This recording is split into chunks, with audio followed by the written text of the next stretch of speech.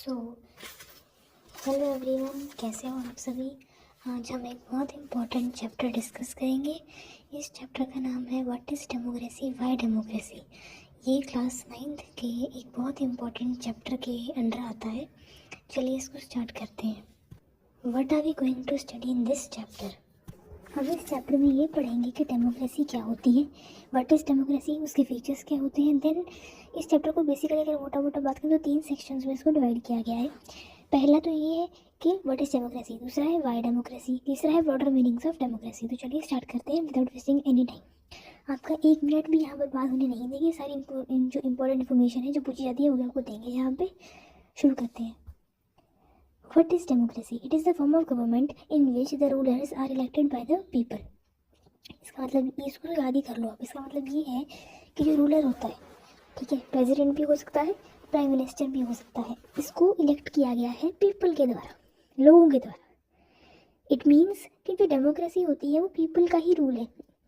अब वो डायरेक्ट भी हो सकता है या फिर रिप्रेजेंटेटिव डेमोक्रेसी भी हो सकती है, ठीक है। We need to carefully distinguish between a government that is democracy and that is one which place it put ends to be. जो pretend करती है और जो सच में है। तो मतलब ये डेमोक्रेसी की जो डेफिनेशन है, बस ये इतना सा चैप्टर नहीं है कि सिर्फ डेमोक्रेसी की डेफिनेशन बढ़ के आगे बढ़ जाएंगे वाई डेमोक्रेसी पे। ये पढ़ने की जरूरत है कि इसके बारे में डिटेल्स, जैसे कि इलेक्शंस तो नॉर्थ कोरिया में भी होते हैं, तो सिर्फ elected by the people. Elections का मतलब ये नहीं होता कि वहाँ पर डेमोक्रेसी है। इसीलिए इसको हम और इसके डीप में जाएंगे इस चैप्टर में और इसके बारे में पढ़ेंगे कि ज़रूरी नहीं होता जहाँ पे इलेक्शन है वहाँ पे डेमोक्रेसी हो। तो बहुत सारे कंट्रीज प्रिटेंड करते हैं टू बी डेमोक्रेसी, असल में नहीं होते, ठीक है। तो क्या इंडिया एक डेमोक्रेसी है, एक ट्रू डेमोक्रेसी है? इसका जवाब भी आपको इस लेक्चर के एंड पे मिलने वाला। बल्कि जो डेमोक्रेसी है वो इंडिया डेमोक्रेटिक है या नहीं, एक ट्रू डेमोक्रेसी है या नहीं है, तो इसके लिए आप वीडियो के एंड तक वेट करिए। Major decisions by elected leaders. In October 1999 Pakistan general Pervez Musharraf led a military coup, ठीक है। इसमें क्या था कि जो वहाँ के प्राइम मिनिस्टर थे नवाज शरीफ थे वहाँ के, उनको जेल भेज दिया गया था ड्यू टू सम रीजंस। तो उसके बाद जनरल परवेज मुशर्रफ वहाँ के उन्होंने अपने आप को डिक्लेयर कर दिया chief executive of the country. Later he changed his designation to president and in 2002 held a referendum in the country that granted him a 5-year extension. मतलब 2002 में उन्होंने एक रेफरेंडम किया, जिसका मतलब था कि लोगों से पूछा कि आपको ये प्रेसिडेंट चाहिए या नहीं चाहिए। इंडायरेक्टली इसे भी एक काइंड ऑफ इलेक्शन ही कहते हैं, बट इसमें बहुत सारे कैंडिडेट्स नहीं होते। इसमें हाँ ना पूछा जाता है लोगों से कि बताइए हाँ या ना। तो इसके बाद क्या हुआ कि वो बन गए थे, ठीक है। So changes brought in the Pakistan, ये क्वेश्चन बन सकता है कि what are the changes brought in, ये आपके जो है परवेज मुशर्रफ है, ठीक है। इसकी पिक्चर आप देख सकते हो। हाँ, तो क्वेश्चन ये पूछा सकता है कि बताइए changes brought in the Pakistan after legal framework order of 2002। तो क्वेश्चन बहरूपिया होता है, कैसे पूछा जा सकता है। So he amended the constitution of Pakistan, मतलब कि president wanted to take everything in his hand. According to this order the president can dismiss the national provincial assemblies. The work of the civilian cabinet is supervised by the National Security Council which is dominated by the military officers। यहाँ पे तीनों के तीनों points लिखे हुए हैं, इसको आप स्क्रीनशॉट ले सकते हो, वेरी इंपॉर्टेंट है। और ये डायरेक्ट क्वेश्चन पूछा जा सकता है, बच्चे इसमें कंफ्यूज होते हैं। अब यहाँ चलते हैं। तो इसका मतलब ये था कि यहाँ पर डेमोक्रेसी नहीं थी। क्यों नहीं थी? क्योंकि नहीं इलेक्ट किया गया था, वो तो रेफरेंडम था ना, वो तो रेफरेंडम था। In a democracy, the final decision-making power must rest with those selected by the government। और यहाँ पे तो जो जैसे बनाया गया था प्रेसिडेंट, उसने तो सिर्फ गेन की थी पावर पास्ट फ्यू ईयर्स में, और उसे पीपल के द्वारा नहीं किया गया था इलेक्ट। आगे बढ़ते हैं। Why Pakistan under general Musharraf should not be called a democracy. तो क्या करना चाहिए डेमोक्रेसी को, और उसे नहीं करना चाहिए। इसका जवाब आप कमेंट्स में दे सकते हो और ये आपका होमवर्क है, ठीक है। तो बताइए ये क्या है। वैसे बहुत बेसिक है, मैंने ऑलरेडी इसको एक्सप्लेन किया गया है, ठीक है। तो अब हम बढ़ते हैं major part of this chapter पे जो है फीचर्स ऑफ डेमोक्रेसी। तो जो पहला फीचर है वो ये है कि एक डेमोक्रेसी में जो फाइनल डिसीजन मेकिंग पावर होती है वो उन्हीं पीपल में होती है जिनको पीपल ने इलेक्ट किया है। तो जो आपका फाइनल डिसीजन है वो उन्हीं के पास होना चाहिए जिनको पीपल ने इलेक्ट किया है। इस चैप्टर को हम पढ़ने वाले हैं केस स्टडीज़ की हेल्प से। तो ये भी हमें केस स्टडी पढ़ने वाले हैं। पहली केस स्टडी तो हमारी पाकिस्तान की हो गई, दूसरी चाइना की होने वाली है। तो आ जाइए पढ़ते हैं। ये देखिए चाइना में तो free and fair electoral competition, ये सेकंड फीचर है, इसको डिटेल में समझेंगे। चाइना में क्या था, elections are held regularly after every 5 years selecting the country's parliament. तो ये थोड़ा सा आपके लिए टंग ट्विस्टर है। कुआंगुओ रेनमिन डियाबियो दुहाई एक नेशनल पीपल्स कांग्रेस है। ये तो नेशनल पीपल्स कांग्रेस है, पार्लियामेंट है, has the power to appoint president of the country. It has nearly 3000 members elected from all over India. Sorry China बोलना था, गलती से इंडिया मुँह से निकल गया। तो अब आप बोलोगे कि यहाँ पे प्रॉब्लम क्या है, तो यहाँ पे कोई भी प्रॉब्लम नहीं है, ठीक है। प्रॉब्लम क्या आ जाती है नेक्स्ट पॉइंट में। Only those who are members of the Chinese Communist party of smaller 8 parties allied to it were allowed to participate in the elections। यानी कि इंडिया में तो आपको बहुत सारी यहाँ पे पार्टीज देखेंगी, मल्टी पार्टी है इंडिया। तो क्या मतलब है इसका कि इंडिया में तो आम आदमी पार्टी, बीजेपी, नेशनल कांग्रेस सारी है। बट अगर हम बात करें यहाँ इसकी चाइना में, तो यहाँ पे आपको सारे पार्लियामेंट में एक ही पार्टी मिलने वाली है जो है चाइनीज़ कम्युनिस्ट पार्टी, और साथ में जो उसकी जिन्होंने उसके साथ अलायंस फॉर्म की हुई है जो 8 पार्टीज है। तो इज दिस अ फेयर आपके लिए एक चांस? नहीं, ठीक है।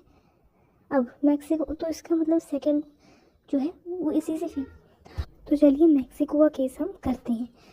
तो यहाँ पे in Mexico since its independence in 1930 it holds elections after every 6 years to elect president.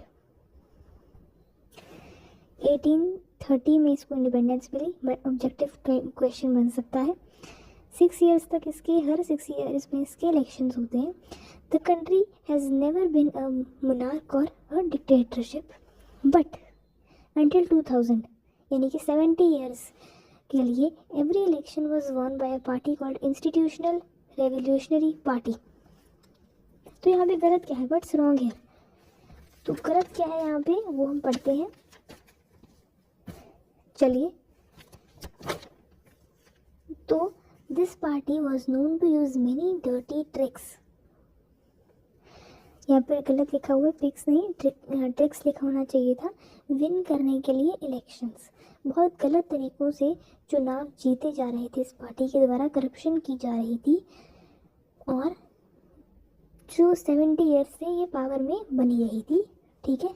तो यहाँ पे चाइना केस और मैक्सिको केस में को क्या सिमिलर दिखा। Should we consider the elections described above as examples of people electing their rulers. So हम यहाँ पे कंक्लूड क्या कर सकते हैं, व्हाट कैन वी कंक्लूड कि हाथी के दांत दिखाने के और खाने के और होते हैं। यानी कि a democracy must be based on a free and fair election where those currently in power have fair chance of losing. ठीक है, क्या मतलब है इसका? ये मतलब नहीं है कि अगर एक गवर्नमेंट को 2-3 बार एक साथ अगर एक पार्टी कर दिया है सिलेक्ट तो वो गलत पार्टी है, नहीं।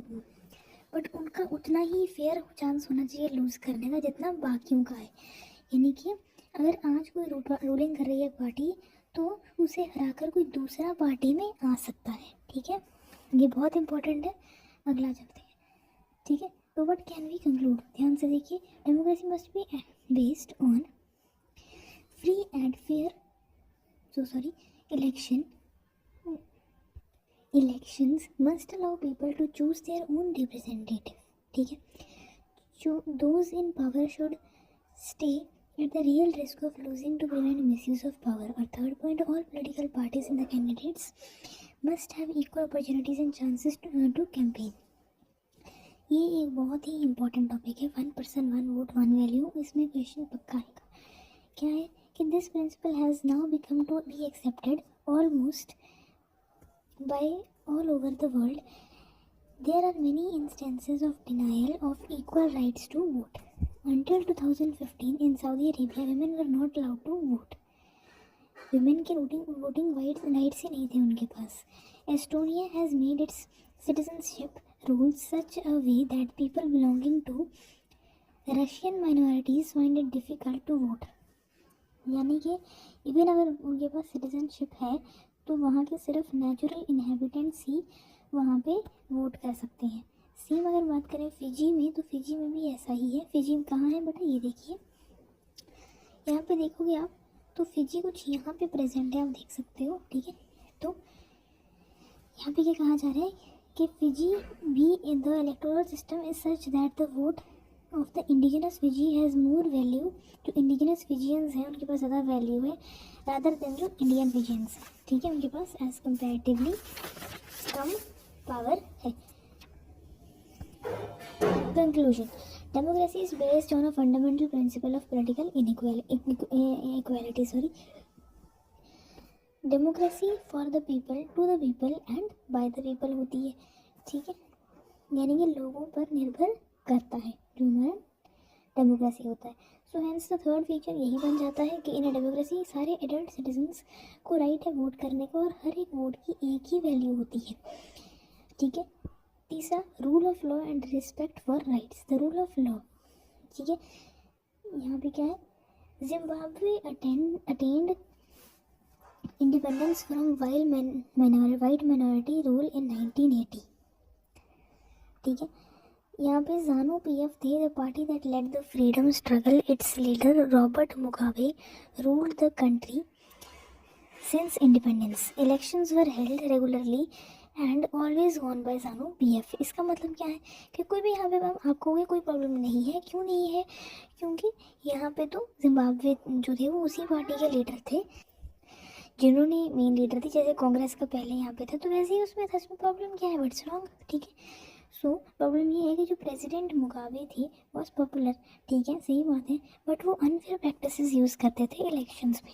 यानी कि his government changed the constitution several times to increase the powers of the president की पावर इंक्रीज करने के लिए और साथ में अकाउंटेबिलिटी, यानी कि उसकी रिस्पॉन्सिबिलिटी लोगों के लिए डिक्रीज करने के लिए, लेस अकाउंटेबल बनाने के लिए उसको, ठीक है। उसके बाद the opposite party workers were harassed, और अगर वो कोई भी पब्लिक मीटिंग या कैंपेन्स करते थे तो उनको हरास किया जाता था कि ऐसे नहीं, तुमने बराबर का नहीं फाइट करना, हमें ही जीतने देना है। Public protest and demonstration against the government were declared illegal. Y democracy, ये हमारा नेक्स्ट सेक्शन आ जाता है, तो ये भी बहुत इंपॉर्टेंट है। इसको भी हम आज ही डिस्कस करेंगे और बहुत कम टाइम में आपको इसको डिस्कस करवा देंगे, ठीक है। तो हमने व्हाट इज डेमोक्रेसी डिस्कस कर लिया है, अब हम सेकेंड सेक्शन पे आ चुके हैं, तो चलिए इसको डिस्कस करते हैं। चलिए अब वाई डेमोक्रेसी करते हैं शुरू।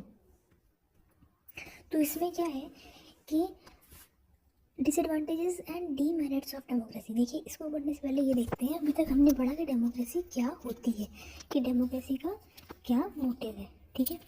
अब हम पढ़ेंगे कि डेमोक्रेसी क्यों। अब डेमोक्रेसी क्यों क्या, डेमोक्रेसी क्यों, तो कोई फुल सेंटेंस ही नहीं बन रहा, कोई लॉजिक ही नहीं है बन रहा इस सेंटेंस का। तो ये भी हम जानने की कोशिश करेंगे क्वेश्चन है क्या, ठीक है, कि वाई डेमोक्रेसी क्या, आगे सेंटेंस क्या है, ठीक है। तो पहले ये समझते हैं कि डिसएडवांटेजेस क्या है डेमोक्रेसी की, यानी कि what are the arguments against the democracy. ये क्वेश्चन पूछा जा सकता है, डायरेक्ट क्वेश्चन पूछा जाता होता है। व्हाट आर द डिसएडवांटेजेस और द डीमेरिट्स ऑफ डेमोक्रेसी, ये भी क्वेश्चन पूछा जा सकता है। तो पहला क्या है, leaders keep changing in a democracy, जिसकी वजह से इंस्टेबिलिटी हो जाती है, यानी कि लॉन्ग टर्म डिसीजन जो है वो नहीं ले सकते, लॉन्ग टर्म डिसीजन नहीं ले पाते हैं leaders. Democracy is all about political competition and power play, there is no scope of morality, यानी कि जो लोग हैं अपने संस्कार भूल जाते हैं, एथिक्स भूल जाते हैं और डर्टी ट्रिक्स यूज़ करने लग जाते हैं और अनहेल्दी तरीके, गलत तरीके का इस्तेमाल करते हैं इसमें, ठीक है। समझ लगी। So many people have to be consulted in democracy that it leads to delays, यानी कि सरकारी दफ्तर में भी जाना होता है, यहाँ पे डिबेट होती है, अप्रूवल होता है, डिसीजन होता है, तो बहुत समय लग जाता है, ठीक है। Elected leaders do not know the best interest of the people. It leads to bad decisions, यानी कि ग्राउंड लेवल पे जो समस्या होती है उनके इलेक्टेड लीडर्स जो हाई लेवल पे होते हैं, जो लॉज बनाते हैं, उनको नहीं पता होता. Ordinary people don't know what is good for them, so they should not decide anything. यानी कि जो ऑर्डिनरी पीपल है उनके पास तो कोई नॉलेज नहीं है, तो उनको भी दे रहे हैं हम वोटिंग का राइट, है ना.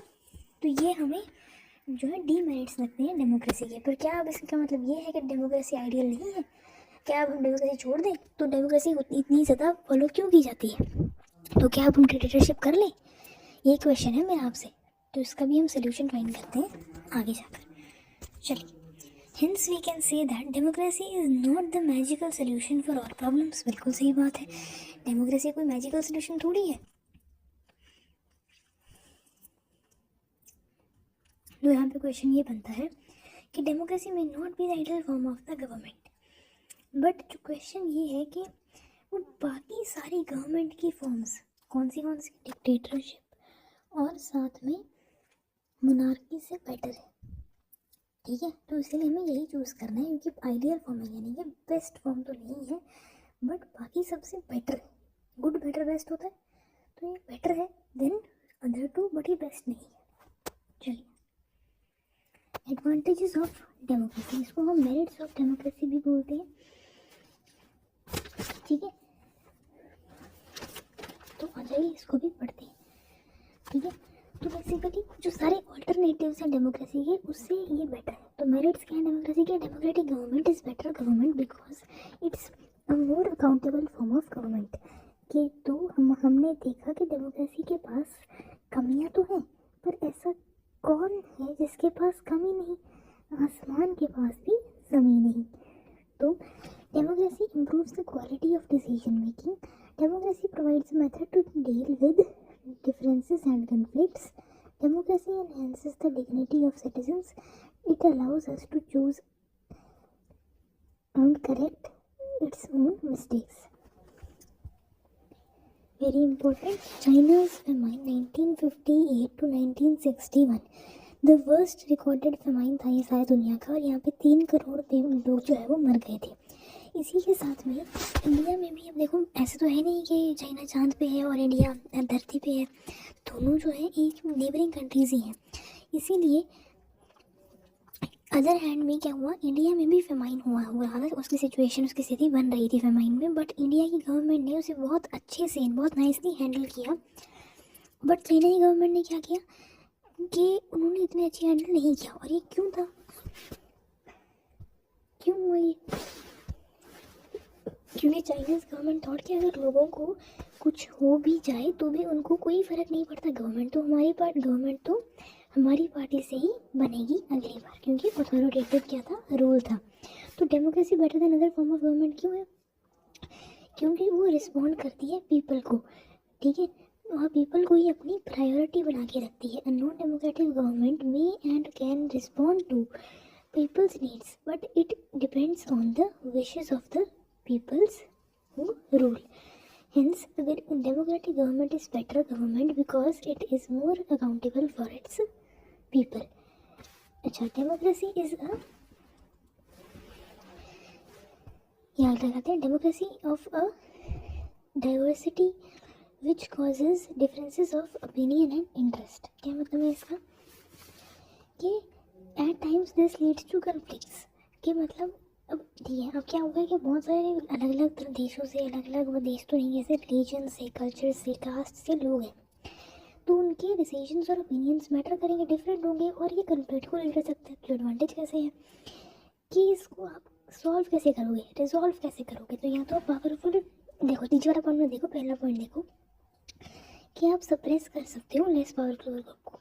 जो पावरफुल ग्रुप है वो लेस पावरफुल ग्रुप को क्या कर देगा, सप्रेस कर देगा, यानी कि डोमिनेट कर देगा. लेकिन ये टेम्परेरी है, this is not a permanent solution, क्योंकि इसमें जो लेस पावरफुल ग्रुप है वो हमेशा रिजेंटमेंट शो करेगा, प्रोटेस्ट करेगा, अनहैप्पीनेस शो होगी उसको. तो आप इसके साथ इसको सिंपली कैसे कर सकते हो, डेमोक्रेसी की हेल्प से. कैसे? Different groups can live with one another peacefully. ठीक है, यहाँ तक clear? Hence, democracy provides a method to deal with differences and conflicts. ठीक है. So even if the government does not bring about better decisions, अच्छा ये बहुत important है, ये हमारा अगला फीचर है। क्या है कि अगर बेटर डिसीजंस नहीं भी लाता, अकाउंटेबल गवर्नमेंट नहीं भी होती, फिर भी हम कह सकते हैं कि ये बेटर गवर्नमेंट है देन अदर फॉर्म्स। क्यों? वाई? क्योंकि वो गवर्नमेंट और कुछ करे ना करे, वो जनता के लिए बहुत कुछ कर देगी। यानी कि वो बहुत कुछ अपने सिटीजन्स के लिए कर देगी। वो democracy enhances the dignity of citizens, क्योंकि उनको है कि हमें अगली बार भी इलेक्शन जीतने हैं, इसलिए वो वाली जो पार्टी होगी वो अपनी गवर्नमेंट जो भी लोगों के लिए बहुत कुछ करेगी ताकि वो अगली बार भी इलेक्शंस में जीत सके। तो द फिफ्थ एडवांटेज क्या है? There is not a guarantee that mistakes can not be made in democracy, but in democracy there is space for public discussion on these mistakes and room for correction. Either the rules have to change their decisions or the, यानी कि अगर rules जो है rulers जो है उनको अपने decision change करनी पड़ेगी, अगर रूलर्स को ही चेंज कर सकते हैं अगली बार इलेक्शंस में by the public. Hence the democracy is the better than other forms of the government because it allows us to correct its own mistakes. ठीक है, अच्छा आगे आ जाता है last section of this chapter. क्या है? Broader meanings of democracy. तो क्या है कि democracy is not just a form of government but it is a way of life. क्यों है ये? क्योंकि the most common form of democracy that takes place in our time is representative democracy. अब basically democracy बताती है कि हम कैसे रह सकते हैं। ठीक है, तो देखो हम जो है बहुत सारी पहले क्या होती थी, इंडिया में भी डायरेक्ट जो है डेमोक्रेसी थी कि मतलब हर इंसान, हम क्या है, देखो हम तो नहीं ना बता रहे, और जैसे आप हो, आप जो आपके पेरेंट्स भी हैं वो तो नहीं ना बता रहे गवर्नमेंट को कि तुम ऐसे करो ऐसे करो ना। अगर वो खुद डायरेक्टली थोड़ा कोई रूल, जैसे कोई रूल पास हो रहा है तो वो तो नहीं बता रहे कि हाँ ये रूल पास होना चाहिए, नहीं पास होना चाहिए, ऐसा तो नहीं है ना। उनके आगे हमारे रिप्रेजेंटेटिव जिनको हमने इलेक्ट किया है वो बता रहे हैं। तो अगर क्यों है ये, why representative government is necessary, और डायरेक्ट क्यों नहीं है, आप क्यों नहीं बता सकते कि रूल्स कौन से करने चाहिए? क्योंकि modern democracies involve such a large number of people that it is physically impossible for them to sit together and take a collective decision. को बिठाओ कि कहाँ पे एक साथ आके, है ना। इवन इफ दे कुड, अगर वो बैठ भी जाए, ठीक है चलो उनको बिठा भी दिया तो सबके पास इतना टाइम नहीं होता कि अपने इतना टाइम वेस्ट करें, और कईयों के पास तो इतनी विलिंग भी नहीं होती, डिज़ायर भी नहीं होता कि हम करेंगे। ठीक है, वो नॉट विलिंग होते हैं, स्किल्स भी नहीं होती डिसीजंस मेक करने के लिए। अच्छा, अब democracy is an organisation as well as a form of government. क्या फॉर्म ऑफ गवर्नमेंट नहीं है, ये एक ऑर्गेनाइजेशन भी है। ठीक है, तो a democratic decision involves constitution with and consent of all those who are affected by the decision. This can apply to government or a family.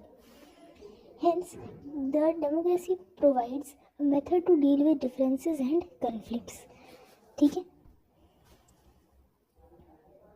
चलिए थैंक यू सो मच। ये आपके ऑब्जेक्टिव टाइप क्वेश्चंस हैं, इसके chapter में इतने ही questions हैं, इतने ही आपका चैप्टर था और चैप्टर के एंड हमने कर दिया है। ठीक है, एक लास्ट लाइन में बोलना चाहूँगी कि sometimes we use the word democracy not to describe any existing government but to set up an ideal standard that all democracies must aim to become. ये आपका होमवर्क है, और साथ में आप ऑब्जेक्टिव टाइप क्वेश्चंस भी अपनी प्रैक्टिस के लिए कर सकते हो। ये कुछ ऑब्जेक्टिव टाइप क्वेश्चंस हैं।